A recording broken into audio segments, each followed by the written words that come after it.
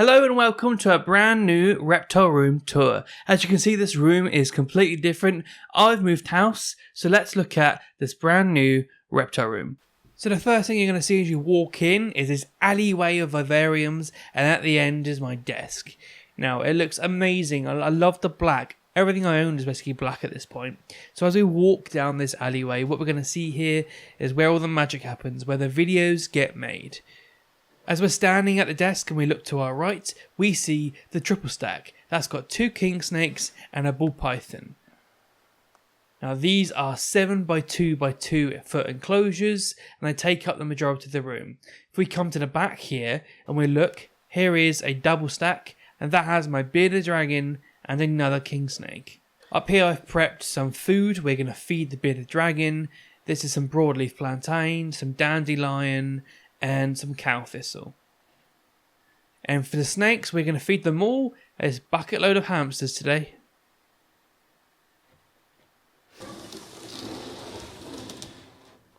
So as we open up this vivarium, we see how big the inside truly is. This, again, like the other, is a 7 by 2 by 2. This extends all the way back there. She's got really big, like 6 foot, 5 foot logs. Her lighting consists of a LED bar, a long UVB T5 tube, a Reptile Systems gold heat lamp, and an LED spotlight. This makes this basking spot incredibly bright. And you'll see here where the illumination's at its brightest, that nice basking spot. My bearded dragon is a 5-year-old bearded dragon called Nugget, and she absolutely loves to climb on these rocks. I originally got her from someone who had her in a 3 foot. She then came to me, who was in a 4 foot for a good few number of years. And now, look at us where we are now, Nuggets. We're in 7 foot vivariums. So what I like to do is basically just scatter feed. I'm not really big on food bowls lately. I like to just chuck things in randomly behind logs all over the enclosure and let her forage. But for this video, we're just going to chuck them right where you can see them, just here, just outside the basking zone. But normally I would scatter feed the entire enclosure, and that just extends the amount of time Nugget actually spends looking for food.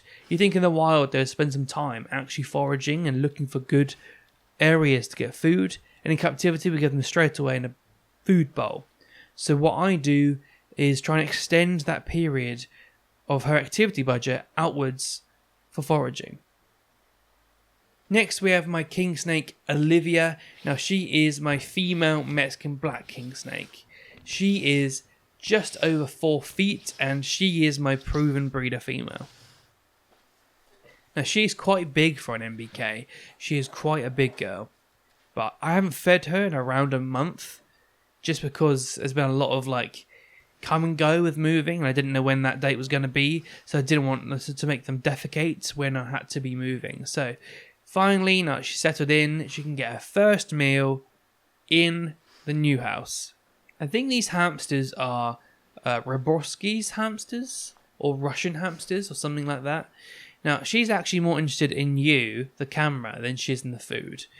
But hopefully, if I nudge her just to let her know something's behind her, she'll come backwards. Right, here we go. Come on. She's coming. There we go. Nice and easy. Nice healthy strike. Good meal for our girl on her first day, her first feeding day in the new house. I didn't breed her this year because I didn't want to disturb her when she was ovulating or even full of eggs with a moving of house. So this year is her rest year, and hopefully next season we'll have some baby MBKs on the channel once again. She's going to eat this quite quick, so what we're going to do is make use of this time, and we're going to head on over and look at the enclosure while she's preoccupied. So if you look at her lighting, she has the same as the others, an LED bar and a T5 UVB. Now the only thing on is the T5 at the moment. It's far too hot air temperature wise. I think it's around 80 right now, so I just want a little bit of light, a little bit of UVB for her, and that's enough right now. When I want to turn the heat on, I will. So we head on over to this side. What we're seeing is this big log pile. What I'm trying to achieve here is to give them this area of shade and lots of log structures, and then this open patch of sunlight to the left of it. Just like you might get in the wild, they would move out of this patch, this log pile, and then go bask in an area that's more exposed and more open to sunlight. So she's got a human hide and a water bowl. Obviously, she's got some urates on that analog thermometer there, which is unfortunate, but there we go. Most of that wood was collected outside, so most of it is mostly free. But if you look at her size now, look how small this 4.5-foot king snake looks in her enclosure. She's not a small girl by any means, but look how dwarfed she is by her enclosure. This Cali King here is my boy Charlie. He is a male. I think he's hypogene, but he is definitely of the coastal variety. He isn't desert phased by any means. Now, if you know Charlie, you know Charlie is not shy when it comes to coming forward for food. So, he's the one that, if anything, will throw himself at the camera like he has before. So what I'm going to do is give him a little nudge, just so he knows something is behind him. And what he's going to do now is swing round and be like, oh, there's food there. So here he comes, here we go. He is one that really likes to rap. So we'll see if he does it for this. Oh, yep, suplex that hamster. And that's Charlie. I really like these shavings. It allows him to get deep into it. And because they're such broad chips, they're almost like leaf litter as well. So I almost don't have to put leaf litter on top of it because it acts like leaf litter. Again, the lighting is exactly the same as the rest. And then we have a log pile at the right. I'm really going for that light and shade, that sunny patch, and then the area of shade and darkness, and the hiding places in the log pile. So what we'll do is we'll leave Charlie with his meal and move on to the others. So this tank now is the male Mexican Black of the proven pair that have bred for me the past 2 years. He is the least likely to bite out of my snakes. Olivia and Charlie definitely will bite me over time. But Monty here is less likely. But when it comes to when feeding, it's a little bit touch and go. But he's a good boy most of the time. Come on, let's take this. Oh, there we go. So whilst he's doing that, we'll look at this end. So again, just like the others, got a log pile on this end. I'm trying to give them that little bit of height, just that little bit of climbing room. I'm not saying that a king snake needs a 10-foot tall enclosure, but they will scale trees in the wild and raid birds' nests and things like that. So just allowing them to just lift their body off the floor is only going to be good for them. Again, look at the size of his enclosure compared to him. Next is the bull python Maroa. Now Maroa means queen in Ghanaian. Obviously Ghana is where a lot of our bull pythons are from, so I think the name is very fitting. Oh, here she comes. So we've disturbed her, now she's coming out to say hello. Now I'm looking at her face here and I can tell she looks hungry. So let's get her some food. She'll take the hamster. She smashes it. Absolutely smashes it. Now again, this bull python is in a 7x2x2. You know, the enclosure size that a lot of people might say a bull python won't eat in. This girl didn't get the memo. Absolutely eats like a champ. Her lighting is very similar to the bearded dragon, where we've got a LED bar, a T5, and then a heat lamp. So I'm doing again something very similar. I'm using lots of logs and stuff to create this sheltered area where the water bowl and hides are, and she can climb on in that or on top of that. So she's got the height there to really use that climbing area. Look how far away she looks. This enclosure feels massive in this new room. I'm looking at her from the other end. She looks miles away. She's definitely not shy with eating in her big new enclosure. Now, I'm happy that she's eating first time after the move. I was worried that it might upset her a little bit, but it seems like she's just going to crack on, which is great. We can crack on with feeding and settling into our new home. Now this stack here is my invert stack. So in here I've got some millipedes and isopods. Nothing else really. In here I've got a blue death feigning beetle, and in there it's kind of empty with a pothos in there. These are all my tarantula juveniles and slings. I've got a good few. I'll put a list up somewhere or in the description. These are my emerald roaches in this little terrarium jar. I'm probably going to put them in here and do like a full setup so I can breed them with a lot more space.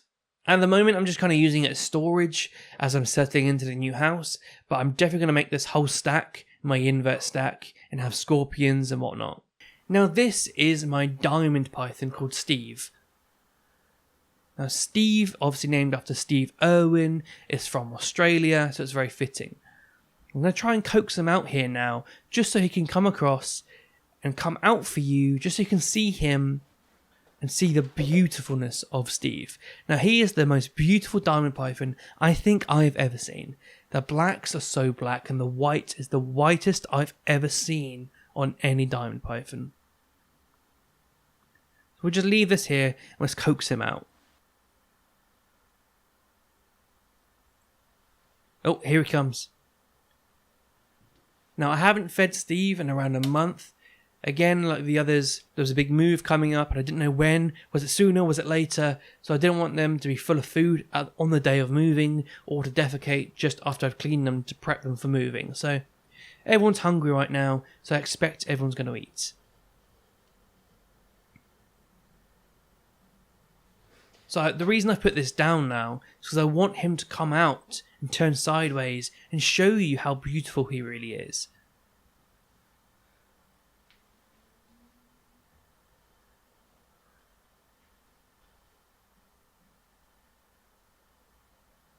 Now these hamsters are quite squashed, so he's probably struggling right now to actually figure out where the head actually is.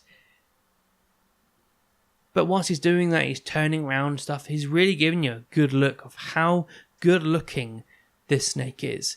Now, he actually needs to stay really cold compared to the rest of my other animals. That's why he's actually in the garage.